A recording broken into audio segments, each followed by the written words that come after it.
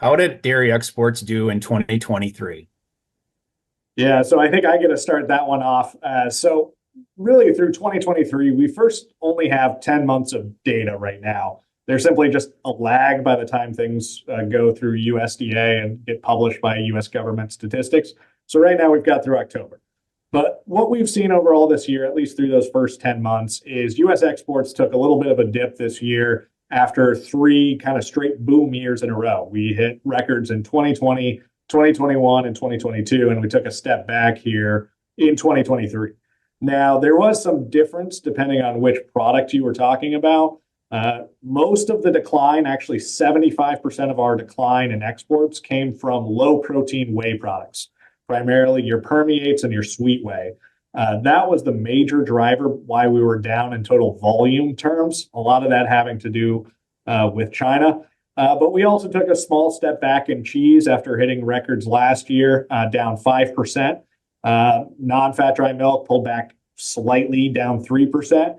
But we're also on pace for high value whey exports to actually hit another record. That one is actually going to be up 17% so far this year. So, it's kind of this mix based on products. And there's a number of different things driving that we can get into in a little bit.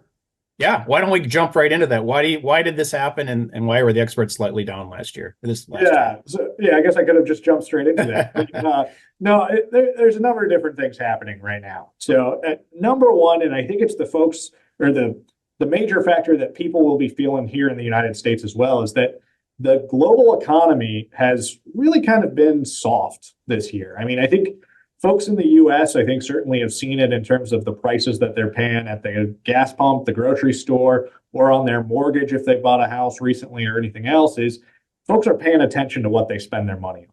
And internationally, food is a much bigger part of the spending or the expenses that you're going through on a given month. So one of the things that I've trotted out in the past is basically here in the US, we spend about 5% or so of our income on food on a given year. And internationally, that number is much, much higher. In the Philippines, it's almost 40% of their income goes to food consumption. So in a lot of markets where, frankly, inflation has been worse outside of the US than in the US. So, I mean, we talk about inflation here, and we've come back down to earth pretty quickly in 2023, and even looking better in 24.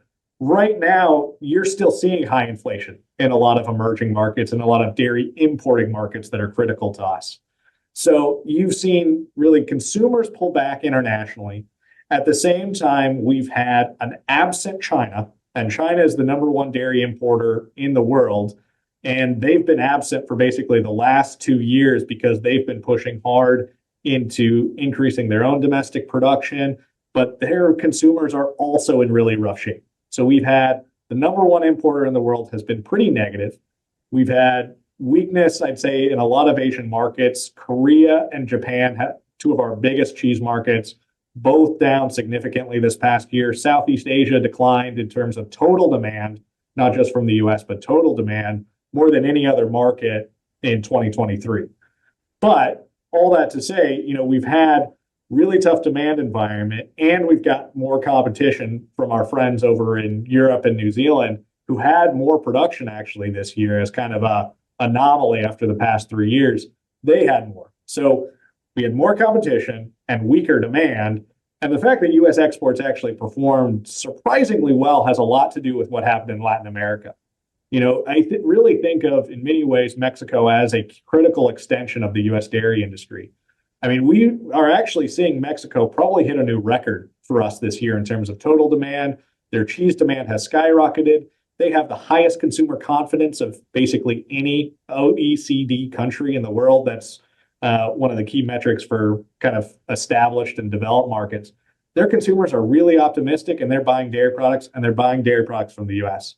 So we are kind of seeing this dichotomy this year. In Asia, we've faced a lot of headwinds economically, competitively, but in Latin America, we've been really strong. And I think you've seen that over the course of this past year with our exports. So I kind of look at 2023 and say, certainly it was a step back from 3 consecutive years of records, but we're actually still in pretty good shape compared to where we were before we started this boom cycle in the first place.